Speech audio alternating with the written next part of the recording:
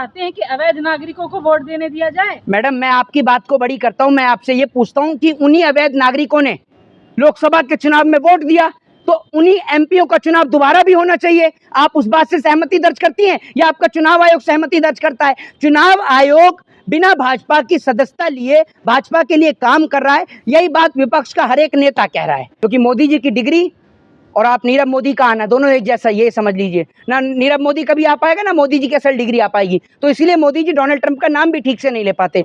तो ये सवाल का जवाब प्रधानमंत्री मोदी दे पाएंगे, क्योंकि मोदी जी के बहुत अच्छे और खास मित्र हैं डोनाल्ड ट्रंप, जिनकी तारीफ करते हुए नहीं थकती देश की गोदी मीडिया, जिनकी तारीफ करते नहीं थकते अंधभक्त। भाई, आपको सवाल का जवाब दे सकते हैं कि अब अगर ट्रंप ने ये बात कही है तो क्यों कही है। तेजस्वी ने ये कहा है कि अगर ये वोट कट रहे हैं, बेईमानी हो रही है, तो हम चुनाव का बहिष्कार करेंगे। इसको कैसे देख रहे हैं आप? देखिए, एक चीज मैं आपको बताता हूं। पहली बात तो ये है कि अब तक बिहार के अंदर कम से कम 50 लाख लोगों का वोटर लिस्ट से नाम कट चुका है। दूसरी बात ये है कि चुनाव आयोग ये कह रहा है कि ये लोग बाहर के लोग हैं, ये लोग जो है ये भारत के लोग नहीं है, या फिर इन्होंने बिहार में वोट नहीं डाला, हमने उन्हीं लोगों का नाम काटा है। सबसे पहली चीज तो ये कि वही 50 लाख लोग हैं, और अभी तो 50 लाख सिर्फ अभी कटे हैं, अभी और भी लोगों का नाम कटना है। ये वो 50 लाख लोग हैं जिन 50 लाख लोगों का वोट लेकर बिहार के अंदर भारतीय जनता पार्टी ने, नीतीश कुमार ने, चिराग पासवान ने, सब लोगों ने मिलकर अपने मेंबर ऑफ पार्लियामेंट को चुना। तो बिहार के अंदर जो तमाम एमपी हैं उनका चुनाव भी दोबारा होना चाहिए।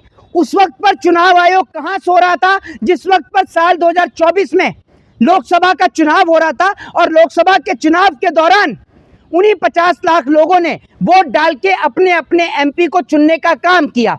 अगर आप 50 लाख लोगों का वोट निरस्त कर रहे हैं तो उन 50 लाख वोटरों के वोट से चुने हुए एमपीओ को भी आपको निरस्त करना चाहिए। अगर मैं गलत हूं तो आप मुझे बताइए। दूसरी बात यह कि तेजस्वी यादव ने बोला कि हम चुनाव का बहिष्कार करेंगे। भाई, एक बात आप मुझे बताइए, जिस चुनाव में पारदर्शिता नहीं, उस चुनाव को लड़ने से क्या फायदा, जब पहले ही पता है कि भैया बेईमानी की साख पे आप चुनाव को जीत जाएंगे, तो एक विपक्षी दल क्यों खड़ा होगा चुनाव में। दूसरी बात ये कही तेजस्वी यादव ने कि भैया हमने जातिगत जनगणना करवाई, उस जातिगत जनगणना को होने में इतना समय लग गया, तो इलेक्शन कमीशन को इतनी जल्दी कैसे पता चल गया कि ये 50 लाख लोग अवैध हैं और अभी बाकी लोगों पे भी कार्रवाई चल रही है। दूसरी बात यह है कि इसके अलावा कुछ लोगों का वोटर लिस्ट में नाम जोड़ा गया। पहली बात तो यह है कि इलेक्शन कमीशन को इसको सामूहिक करना चाहिए कि आपने किन लोगों का नाम काटा और किस वजह से काटा, और आपने किन लोगों का नाम जोड़ा है और क्यों जोड़ा है, इसका भी आपको कारण जोड़ना चाहिए। दूसरी सबसे बड़ी बात यह है कि जिस तरीके से बिहार के अंदर नीतीश कुमार ने बोला कि भाई कि क्या कहते हैं, ये जो वोट है, सबसे पहले तो तेजस्वी यादव के लिए उन्होंने बोला कि आप अपने माता पिता के कार्यकाल को देखिए। जिस तरीके से उन्होंने बोला, मैं उनसे कहना चाहता हूं कि उनके माता पिता को छोड़िए, उनके माता पिता कार्यकाल में नहीं है, आप अपने कार्यकाल को देखिए कि आप तो 5 बजे की 6 बजे की बात कर रहे हैं। आपके कार्यकाल में दिन दहाड़े सड़क पर निकल के गोली मार दी जा रही है। अस्पताल में गुंडों के हौसले इतने बुलंद हो गए कि हाथ में तमंचे लहरा रहे हैं वो। तो आपकी सरकार में कानून का डर तो पूरी तरीके से खत्म हो गया, और आपकी सरकार में दिन दहाड़े आपने पुलिस के द्वारा बिहार के नौजवानों को पिटवाने का काम किया। आपकी सरकार में दिन दहाड़े बेटियों की इज्जत और आबरू को लूटा गया। तब आप कहां थे? तब तो आपने नहीं बोला। और बड़ी बात यह कि तेजस्वी यादव खुद अपने मुंह से, नीतीश कुमार अपने मुंह से खुद तेजस्वी यादव को मंत्री की जगह पर मुख्यमंत्री बोल देते हैं, क्योंकि उनको भी पता है कि अगर बीजेपी और एनडीए बेईमानी नहीं करेगी तो तेजस्वी यादव मंत्री नहीं, रियल में मुख्यमंत्री है। बीजेपी कह रही है कि तेजस्वी यादव को हार का डर सता रहा है, उनको पता लग गया है कि वो हार जाएंगे। बिल्कुल, मैं आपको एक बार बता रहा हूँ, बीजेपी ने ये बात बिल्कुल कही है कि तेजस्वी यादव को हार का डर सता रहा है। तेजस्वी यादव क्या हर उस एक नेता को हार का डर सताएगा जिसको ये पता चल जाए कि उसको जो वोट डालने वाले लोग हैं उनका वोटर लिस्ट में नाम नहीं आ रहा है, या फिर बीजेपी बेईमानी कर रही है। एक बात आप मुझे छोटी सी बताइए ना, जिन 50 लाख लोगों के दम पर, उनके वोट से, 50 लाख वोट जो है वो छोटा मोटा नहीं होता, 50 लाख लोगों ने एक एमपी को चुनने का काम किया। अगर उन लोगों का वोट गलत है तो वो एमपी भी गलत है। दूसरी बात ये कि बिहार में जनता कहां से सुरक्षित होगी जब बिहार के नेता सुरक्षित नहीं है। अभी कुछ दिन पहले चिराग पासवान ने कहा कि उनको बम से उड़ाने की धमकी मिल रही है। जब बिहार के नेता सुरक्षित नहीं है, बिहार के अंदर और जबकि चिराग पासवान बिहार से ज़्यादा दिल्ली रहते हैं।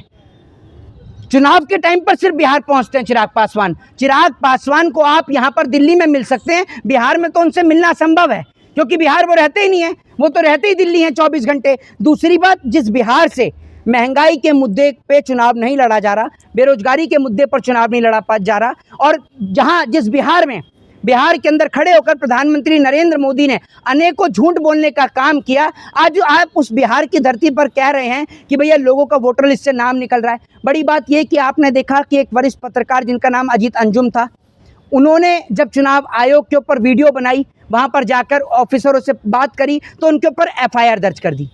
एक बात आप मुझे ये बताइए कि बिहार के अंदर जिस तरीके से चुनाव आयोग लगातार लोगों के नाम काट रहा है, उनको बांग्लादेशी और रोहिंग्या बता रहा है, तो एक बात मुझे ये नहीं समझ में आ रही, अगर वो बांग्लादेशी हैं या वो रोहिंग्या हैं या भारत के रहने वाले नहीं हैं, तो उनको हैंड टू हैंड फ्लाइट में भरकर बाहर क्यों नहीं भेजा जा रहा? जिस तरीके से अमेरिका से हमारे देश के लोगों के पैर में जंजीर और बेड़ियां बांधकर उन्हें भेजा जाता है, भारत कोई धर्मशाला तो नहीं है। शेख हसीना कब से भारत में रह रही हैं? जिन बांग्लादेशियों का जी, क्या आप चाहते हैं कि अवैध नागरिकों को वोट देने दिया जाए? मैडम, मैं आपकी बात को बड़ी करता हूं, मैं आपसे ये पूछता हूं कि उन्हीं अवैध नागरिकों ने लोकसभा के चुनाव में वोट दिया, तो उन्हीं MPओ का चुनाव दोबारा भी होना चाहिए। आप उस बात से सहमति दर्ज करती हैं या आपका चुनाव आयोग सहमति दर्ज करता है? चुनाव आयोग बिना भाजपा की सदस्यता लिए भाजपा के लिए काम कर रहा है, यही बात विपक्ष का हर एक नेता कह रहा है। जी अच्छा, आज अभी आपने अमेरिका की बात की, तो ट्रंप ने एक आदेश दिया है वहाँ की कंपनियों को, जी, विप्रो और फेसबुक और तमाम मेटा वगैरह जो कंपनियां हैं, कि भारत के लोगों को हायर करना बंद करें।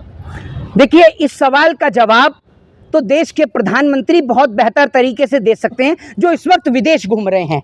देश की गरीब जनता के टैक्स के पैसे का इस्तेमाल कर जिस तरीके से देश के प्रधानमंत्री नरेंद्र मोदी जी विश्व के दौरे को लगातार करने में लगे रहते हैं, कभी अमेरिका, कभी UK, कभी लंदन, और मोदी जी कहते हैं और उनके अंधभक्त चिल्लाते हैं, और बहुत सारे पत्रकार जो चिल्लाते हैं कि भारत का विश्व में डंका बज रहा है, तो उस डंकापति नरेंद्र मोदी जी से कोई पूछे कि डोनाल्ड ट्रंप ने जब इतनी बड़ी बात कही है, तो जिसके लिए प्रधानमंत्री नरेंद्र मोदी जी कह रहे थे माय डियर फ्रेंड, कहाँ है आपका माय डियर फ्रेंड? आपका माय डियर फ्रेंड भारतीयों को लेने से मना कर रहा है। अब कहाँ है वो आपका माय डियर फ्रेंड जिसके लिए आपने प्रचार और प्रसार करा? असल में देश के प्रधानमंत्री नरेंद्र मोदी जी की फॉरेन पॉलिसी जो भी बनाता है, मुझे लगता है वो अनपढ़, जाहिल और गवार है। मैं ऐसा इसलिए कह रहा हूं क्योंकि एक राष्ट्रपति आते रहते हैं, बदलते रहते हैं, जाते रहते हैं, लेकिन हमारा संबंध उस देश से बना रहना चाहिए। देश के प्रधानमंत्री सीधे तौर पर ट्रंप के लिए प्रचार प्रसार कर रहे थे। आपने देखा, अगर ट्रंप की जगह कोई और जीतता फिर क्या करते? उससे तो हमारे संबंध खराब हो जाते ना। लेकिन प्रधानमंत्री मोदी जी ने जहां ट्रंप के लिए कहा भी कि अब की बार ट्रंप सरकार, और खुले मन से मोदी जी ने कहा माय डियर फ्रेंड, ठीक है, डोनाल्ड ट्रंप, ठीक से नाम भी नहीं लिया, हम तो ठीक से नाम ले लेते, मोदी जी नहीं ले पाते, क्योंकि मोदी जी की डिग्री और आप नीरव मोदी का आना दोनों एक जैसा, ये समझ लीजिए ना। नीरव मोदी कभी आ पाएगा ना मोदी जी की असल डिग्री आ पाएगी, तो इसलिए मोदी जी डोनाल्ड ट्रंप का नाम भी ठीक से नहीं ले पाते। तो ये सवाल का जवाब प्रधानमंत्री मोदी दे पाएंगे, क्योंकि मोदी जी के बहुत अच्छे और खास मित्र हैं डोनाल्ड ट्रंप, जिनकी तारीफ करते हुए नहीं थकती देश की गोदी मीडिया, जिनकी तारीफ करते नहीं थकते अंधभक्त। वही आपको इस सवाल का जवाब दे सकते हैं कि अब अगर ट्रंप ने ये बात कही है तो क्यों कही है। जी।